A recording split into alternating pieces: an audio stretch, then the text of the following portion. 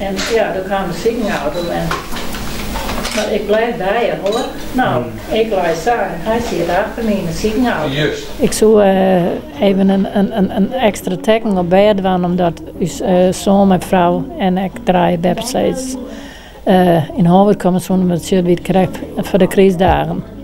Nou, ik heb bed een beetje verlutsen en ik zal naar de kast om teken op te halen. En zo strof ik over de poort van bed. Nou, over de overloop.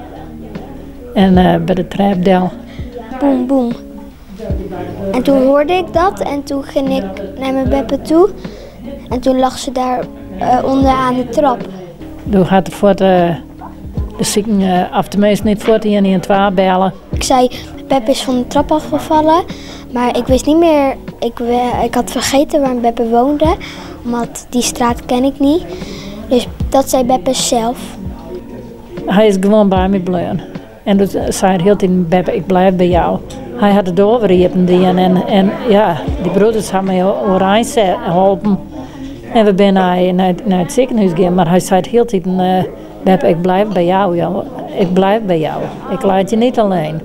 Nou, toen gingen ze allemaal dingen doen. En toen moest ik altijd wachten tot mijn vader en moeder kwamen. En die kwamen toen, nou iets van 9 uur of 8:30, gingen we weer naar huis in de avond. En Beppe dan? Die bleef daar. Maar toen was ze daar een weekje en toen gingen ze naar de Waadwente in Dokkum. En daar bleef ze iets van 3 weekjes en toen mocht ze weer naar huis. Maar toen ik in het ziekenhuis lag, nou, toen had ik heel vaak laten gaan. Maar toen dacht ik van, oh goddank, ik kan het nooit vertellen. En nou, wat gaat er me helpen? Ik heb wel dwarslezen herkennen. Ik heb wel net eens wel nooit vertellen kunnen. Nou, dat vinden we natuurlijk heel geweldig dat Liewe zijn Beppe geholpen heeft toen die 4 meter naar onderen vol in de trap is gehad. En ja, een rare klap maken en eigenlijk wat verstuiveren en versuft wie. En dat hij zo toek en moedig wie om te bellen met 112 en vervolgens ik bij Beppe te blijven. Ik mooi in de ziekenauto, nooit ziekenhuis. En dat is toch wel zodanig bijzonder dat wij zo'n van, daar moeten we even bij stilstaan om Liewe en Beppe een beetje in het zintje te zetten. Hip hip hoera, je wordt een feestje. Maar dat het echt zo'n feestje wordt, zo nee, dat ik niet bedenken kan.